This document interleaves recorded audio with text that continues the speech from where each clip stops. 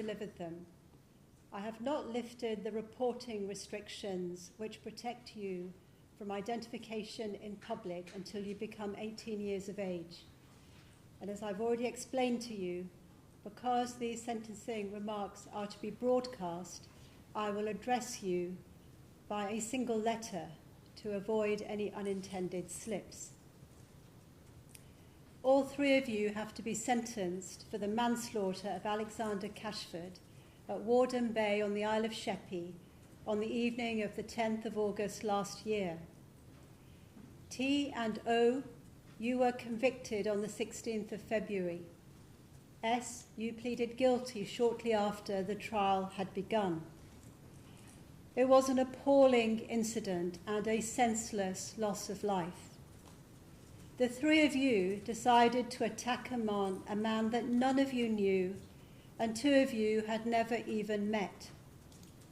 You, T, were given his business card in an arcade 2 days earlier. That is all he did. He didn't touch you.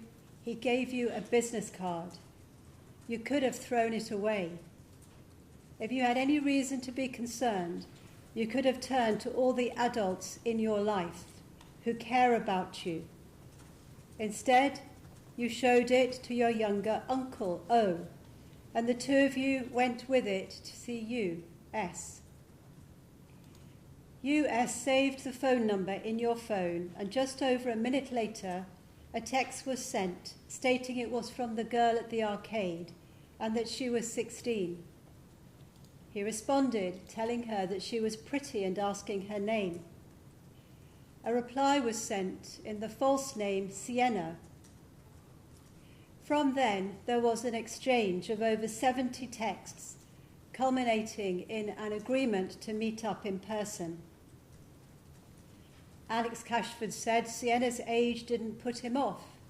He said he was 30, although in fact he was 49. Some messages may have been sent by others in your group who are not before the court, but I have no doubt you are all aware of the messages being sent, and I do not have to decide who was sending any particular message. Between you all, you suggested a meeting at night. He said he worked at nights, and he offered to meet Sienna in the afternoon. Sienna offered to send him what she called a sneaky pic. He suggested using WhatsApp to speak, but she said her mother checks her WhatsApp, so they continue to text. On the 9th of August, among the exchanges, is a text sent asking if he wants to meet at 9 p.m. on the beach, but he says he will be working. He asks if Sienna likes champagne and gets a response that she loves it. On the 10th of August, Sienna contacts Mr. Cashford. Hey, you, able to meet today? I really want to see you, and after the beach we can go back to mine. My parents won't be there. Before he can respond, another message is sent. Bring alcohol with you. I love vodka. It gets me so drunk.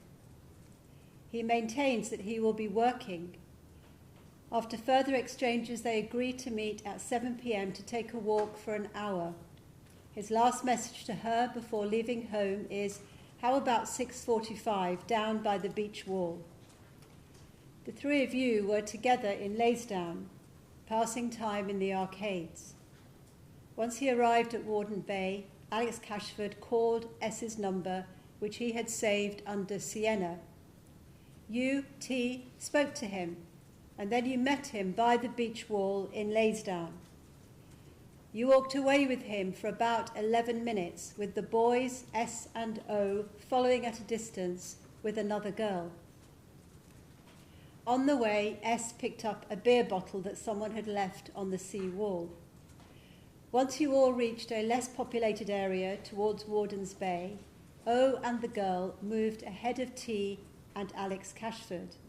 T started filming, and S attacked the victim with the bottle, hitting him on the head.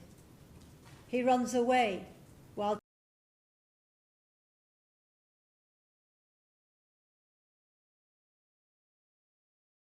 pursued him. Mr. Cashford fell over and got up again to run off. The bottle was thrown at him. O chased after him, but he fell over and then got up. T, you can be heard.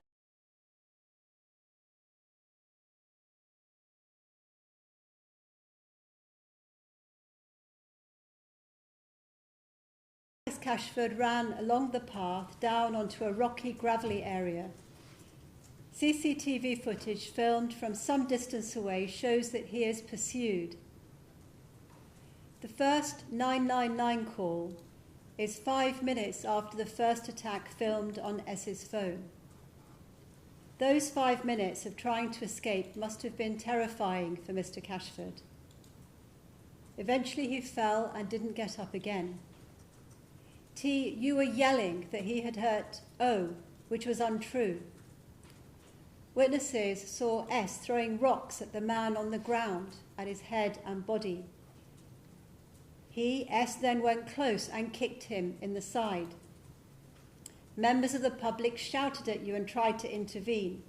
Both S and T were shouting and swearing that the man prostrate on the ground was a paedophile. T was screaming that she was 16. Those two left, pursued by someone who'd asked for the police to be called. S and T then met up with you, O, who had stopped the pursuit some distance before. As you all walked back together to Leysdown, the recording of S hitting Alex Cashford while T screamed at him was sent to 3 of S's friends.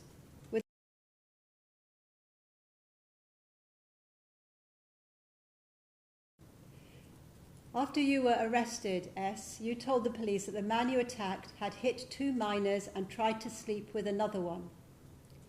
T, you repeatedly shouted that Mr. Cashford had tried to stamp on O's head, that he was a paedophile, that the police were stupid. O, you said you hadn't done anything. None of you told the truth. Alex Cashford was a loving and beloved son, brother and uncle. He lived with his parents, who are in their 70s, and who relied on his help. And he was working on a building project. His family have had to endure the publicity this case has attracted and the notoriety now attaching to their much valued family member, who has had no opportunity to defend himself. His death will be a source of sorrow for a long time.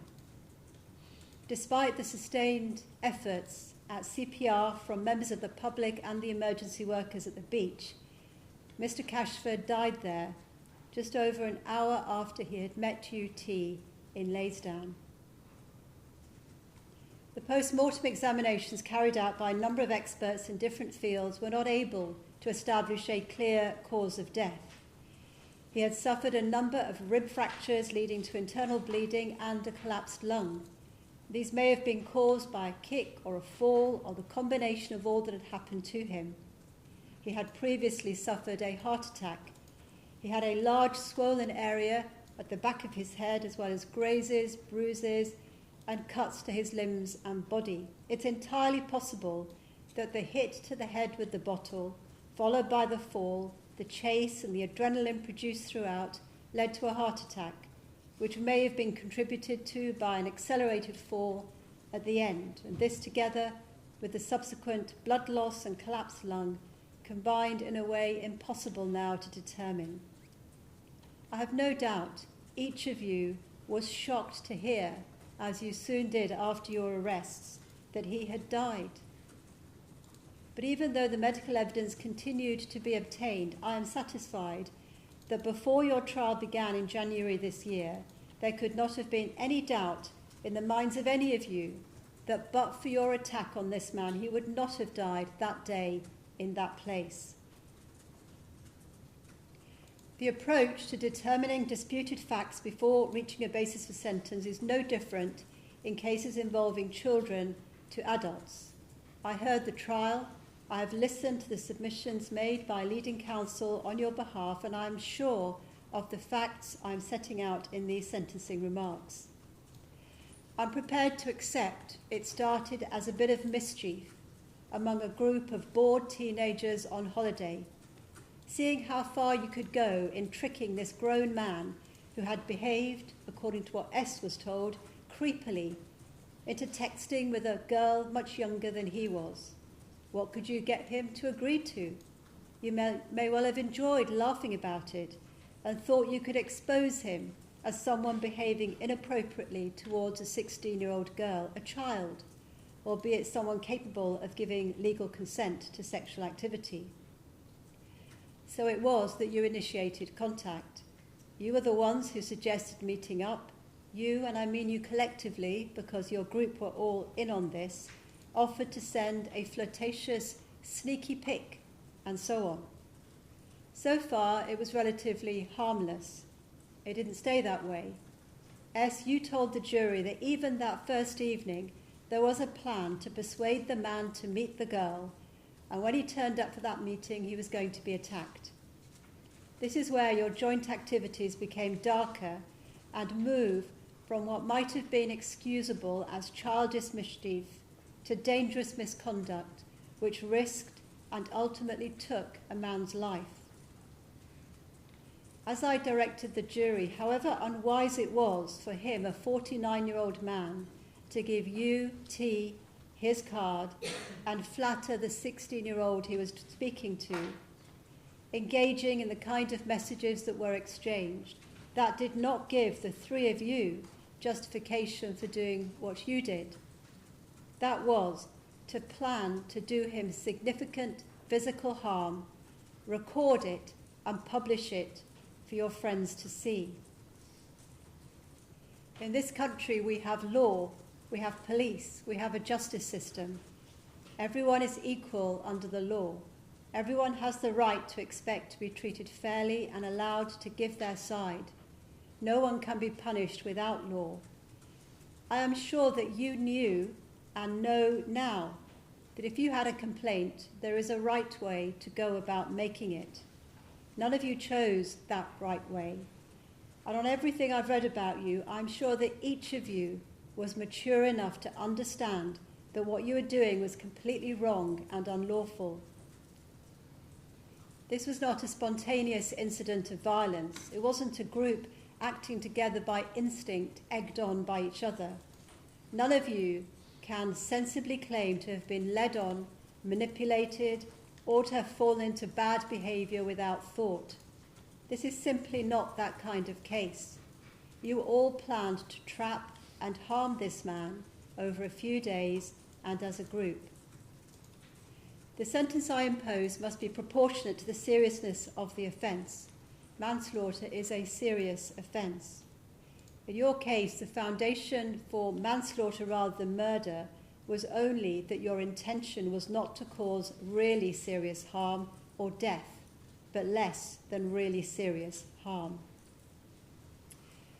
The approach of the courts to sentencing children is driven by the principal aim of the youth justice system under Section 37 of the Crime and Disorder Act 1998. It is to prevent reoffending, and the duty under Section 44 of the Children and Young Persons Act 1933 to give due regard to the welfare of those under the age of 18. I have reminded myself of the Sentencing Council's definitive overarching guideline on the sentencing of children, and I apply the following approach. While the seriousness of the offence is the starting point, I have reached sentences for each of you on an individual basis, focusing on you as a child. None of you has any previous history of criminality, and that is an important feature. I have sought a lot of information about each of you because the court wants to understand as much as possible in order to do justice. And I will explain how the sources that it has come from have made an impression upon me. But I will not set out the detail because these remarks are being broadcast. You should be reassured that I have read every report and everything else provided more than once. S. You were 15 and 10 months old in August last year. You're now 16 and a half. The jury heard character references from your special guardian, who described you as not violent and unlikely to get into scrapes. Another friend described you as a gentle giant whose nature is kind. I have an education report from Feltham, a witness statement from your special guardian, who you call your mother. I understand that you've been spending much of your time on your own and you find it hard to socialise whilst in the place where you are now. I have read a very full report from the Adolescent and Youth Justice Service. Indeed, each of the three of you have been the beneficiaries of excellent input from the youth justice professionals, for which I want to say thank you and pay tribute. In your case, S, Natalie Mitchell has summarised your childhood and the adverse experiences that you have had. It is hoped that you will now receive an education, health and care plan which may help you to make progress. However, I'm not able to accept her conclusion that your actions were not deliberate. I have a report on the parenting that you have received, and again, in common with T and O, you have been loved and cared for by supportive adults who want the best for you, in your case, an adult. You've had many challenges in your young life, which I do not need to mention, but you should know that I've reflected on them, and I give credit to the kind woman who has brought you up and who has produced someone she can be proud of, except for the events that I have had to deal with. I take into account the Sentencing Council's definitive guideline for sentencing offenders with mental disorder, developmental disorders or neurological impairments, although that applies to offenders over the age of 18. So I have also reminded myself of the relevant cases, and I give as an example the Crown and PS and others 2019 EWCA Crim 2286. You are autistic and have ADHD. I'm not persuaded that you have any learning disability or anything that prevented you from appreciating, to the degree that any other 15-year-old would realise, what could happen if you attacked a man to the head with a bottle. I do take into consideration that the rigidity of your thinking as a person with autism may have made it harder for you to desist from the agreement the three of you had reached once it had started, especially given your family history. But there is no evidence that you did want to desist. It was your phone that was used to communicate with Alex Cashford, and you are the one who decided to pick up the bottle. T, you were 16 and 2 months. You are now 16 and 10 months. You are the oldest I have to deal with today. Character references described you as kind, caring, and respectful, someone who helps with her younger autistic brothers. Your parents described you as having maturity beyond your years, and they found your behaviour concerning Alex Cashford completely out of character. As your barrister said, Tim Sharp has prepared a detailed and thorough report from the Youth Justice Service, and he has my thanks. One important feature in your case is the gaps in attending school that you have experienced. It's not easy to see why the anxiety you experienced didn't lead your parents to obtaining help for you. You experienced friends being physically assaulted in the area where you lived, and this added to the fears that you had. At Lincolnshire Secure Unit, you have blossomed. All indications are that you are now on the right track, taking advantage of every opportunity available to you. You have achieved a gold behaviour standard almost every week, which you can be proud of. I have a report from your social worker, and I've read letters from you and your parents. You are sorry for what you did, and you wish you could go back and change your decisions. I believe you. I also believe that you value your family and your parents' support. They are committed to helping you in the future and look forward to having you back home. Psychological reports by Ms. Shallow explain that you have social anxiety and probably a degree of autism, although that is not formally diagnosed. She concluded that your emotional and social development may be less mature than would be expected typically. This is in contrast to the view of your parents. You may also have some psychological vulnerability rooted in the neurodevelopmental differences that Miss Shallow found. But these are not features that provide evidence of a lack of understanding about right and wrong, or an inability to appreciate basic moral boundaries. In a similar way to S, I make the observation that your behaviour in relation to Alex Cashford does not fall easily into the description of someone who was unduly peer-influenced. But equally, the evidence is clear that when in an emotionally charged state, you do not control yourself as an older or more disciplined person of your age might do. Oh, you were 14 and 8 months old, you're now 15 and 4 months. You are the youngest of 7 siblings, and T's mother is one of your older sisters. You are sporty and had been visiting Leysdown all your life for holidays. Typically, you spent days at the arcades or playing in the caravan site club. The reports prepared on you show that you have enjoyed a strong, supportive family background. Their character references present you as a healthy, strong, and decent child with a positive future ahead. Your school report and the statements from your parents confirm that you had a good upbringing by people who did their very best for you. You appear to have all the attributes that should have enabled you to put a stop to the plan that the 3 of you have formed, especially as it was 2 days between the first meeting and the attack. The psychological reports by Dr. Ormond bear out your emotional resilience and lack of underlying health condition or vulnerability. You have coped well with being in secure accommodation and complied with the requirements, as well as taking up the opportunities available. You have normal adolescent development, and until August last year, you were well on the way to a potentially very successful young life in sport. Although the psychological assessments do not raise any particular issues so far, overall it's clear that the longer you are away from your family and a normal life, the harder it will be for you to catch up. I've listened carefully and considered long the invitation that in your case, a youth rehabilitation order with a 3-year supervision requirement, intensive supervision and surveillance and electronic monitoring would be the right outcome. The report prepared by Michael Gordon has not persuaded me that I would be doing justice in this case by imposing such an order, despite what I'm about to say. Judges understand that custodial sentences for children are always a last resort and should only be imposed where the offence is so serious and the child's level of responsibility is such that no other outcome is appropriate.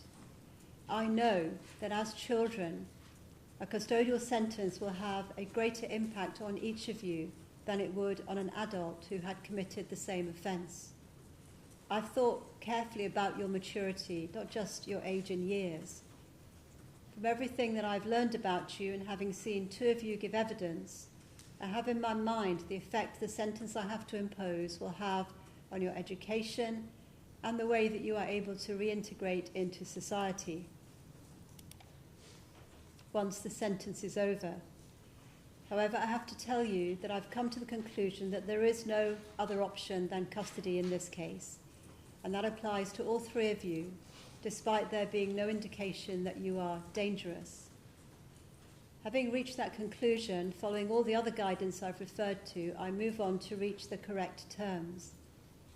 As there is no offence-specific guideline for children, I have had regard as a preliminary consideration to the adult guideline for unlawful act manslaughter. S. You are the person who took the lead in the violence and you bear the greatest responsibility. It is agreed by your lawyers that had you been an adult, the starting point for a custodial sentence would be 12 years, as this is a high responsibility case. I do not apply the guideline that indicates such a sentence because it does not apply to children. I reach a starting point which is 2/3 of that, 8 years.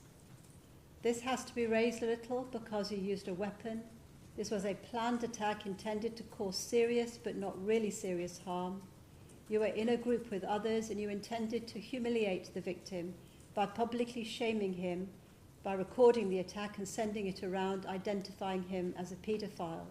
That was all part of the plan. Indeed, you told the jury that all three of you planned this on the first day, and the intention was that you and O would hit him, but it would be in the dark so you wouldn't be caught. T wouldn't join in the violence because she is a girl. As you were following him along the beach wall, you gave your bag to the other girl who was with O. You told the jury that was because it would have restricted your movement in a fight. T already had your phone. O and you discussed how you were going to hit him. You were going to attack first, and then O would run up and hit him too. This was going to happen in an area where there were not many people, and when T stopped walking, that was a signal to attack. It was going to be an attack with fists, but when you saw the bottle, you decided to use it. What was not part of the plan was to kill him. But the law requires you to take your victim as you find him. He turned out to be somebody who'd had a heart attack in the past. The jury did not convict you of murder, and so I do not sentence you on the basis that you caused the rib fractures he suffered with a kick involving the use of severe force. However, you did use the bottle to his head. You did pursue him even after T had taken the video of you doing that while she was screaming that he was a paedophile. You pursued him and threw rocks at him, which I'm sure did hit him, and then you kicked him to his side using moderate force while he was lying on the ground. All these things shocked those who saw it. The persistence of your attack and the posting of the video T had taken to three of your friends immediately afterwards make your role more serious than that of T and O, even though they had agreed to the plan to attack Mr. Cashford. There is some mitigation in your neurodevelopmental conditions which reduce your responsibility, and I do take account of your history. I am sure you are genuinely remorseful. Carefully balancing the factors that make the case more serious than the term of 8 years and those that provide mitigation, I return to 8 years. You pleaded guilty to manslaughter 2 days after the trial had started. You had never indicated an intention to plead guilty to manslaughter before that, although the account set out in your defence statement was consistent with such a plea. The court must take into account when an indication to plead guilty is given. Section 5 of the Children Guideline is relevant. It closely follows the Adult Guideline. Taking all the relevant features into account, I will reduce the sentence by 1 year to reflect that guilty plea. In your case, S, the sentence is 7 years custody. T, your role was central. You were the one who shared the business card Alex Cashford gave you. And it was only because you wanted to pursue him that any of this happened. You were the one who went to meet him. You walked away from the more populated area with him, and it was on your signal that the attack by S and O began. Anyone listening to your screaming encouragement to S to get him on the video you recorded on S's phone would be horrified, as your parents plainly were. In your case, the starting point is also 8 years custody. You saw S use the bottle to Mr. Cashford's head, and you continued to pursue the victim with S. You were present when S threw the rocks and kicked Mr. Cashford while he was on the ground. You claimed falsely to the police when you were arrested that he had hurt your uncle O. You did not strike the man on the ground, although you did encourage S to do so by your shouting. You do not have the benefit of a guilty plea. Overall, the term is 7 years custody. O, you are the youngest. You agreed with S and T that the man who you had seen talking to T in the arcade would be attacked and the attack filmed. After S hit Alex Cashford with the bottle, you pursued him. I am sure that you only stopped because you also fell over and got hurt, and so there is no basis for reducing your responsibility for the attack, albeit you did not stay for the totality of it. You lied to the police when you said he had hit you. Because of your age, the starting point in your case will be 6 years custody. I make a further reduction because of the proportionately greater impact on a younger child of a period in custody. The term in your case is 5 years. You will each serve 1/2 and then be released on licence. The time you've already spent will count. I'm sure that you'll be given the date of your release very soon after today. And I want to make one further observation, which I hope you will remember. You are all young, and you will still be young when you rejoin society. You did a terrible thing, and you are each paying a price for it. But there is great potential for each of you to live a good and fulfilling life when you are released. It's up to you to choose how you will live. Can you please leave court now? Thank you.